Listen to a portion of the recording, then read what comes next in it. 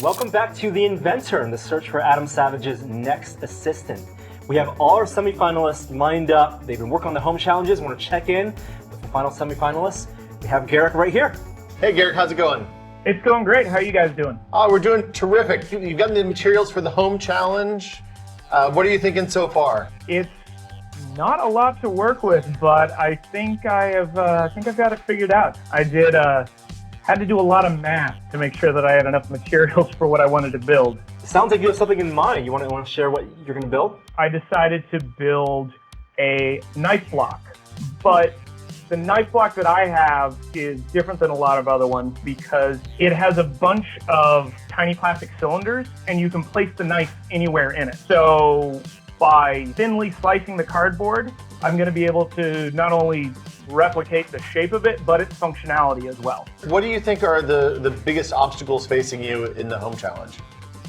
Well, the object that I've chosen to replicate is a fairly simple object, which means that I have to be exact with it because the challenge is one-to-one exact. So I feel like the only way that I can really sell what I've replicated is to be able to show that the placement of every single piece is exactly the same from the one in my kitchen to the one that I've made out of cardboard. Thanks, Garrick. We can't wait to see what you end up building. All right, thank you very much, guys.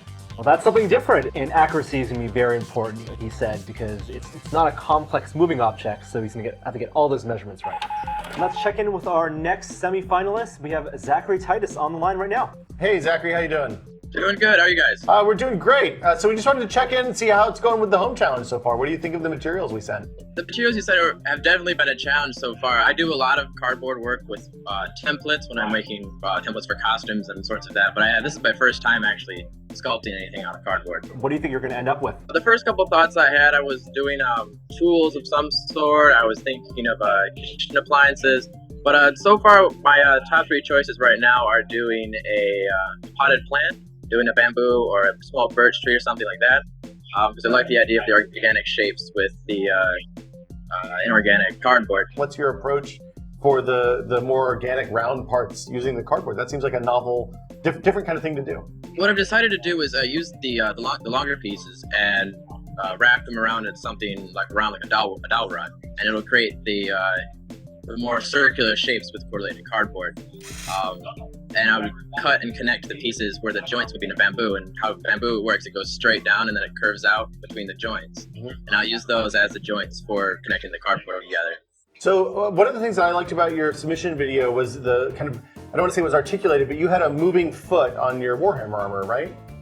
Right. Like, how did you get started going down that path, and why did you decide to do that? It seems like it's an interesting thing to spend time on. The idea came out because the foot is so large that just walking, if the whole sole was a solid piece of wood, that you'd just be clogging around in these giant boots, and it'd just be really hard to walk in. When I came up with the idea of having the half sole of the back of the heel being wood, and the front being of the foam, it allowed to bend, and I could walk with an articulated joint, making it much easier to walk in. Thanks so much, Titus. We can't wait to see what you put together, and we'll talk to you soon, I'm sure. Thank you, you guys too. Well, that's it for all our semi-finalists. We've checked in with every one of them. Next step, reviewing what they've built with that cardboard and choosing 3 to be our finalists for the final challenge here in San Francisco. Stay tuned. Next time, we'll actually review the home challenge projects. See you guys later. Bye.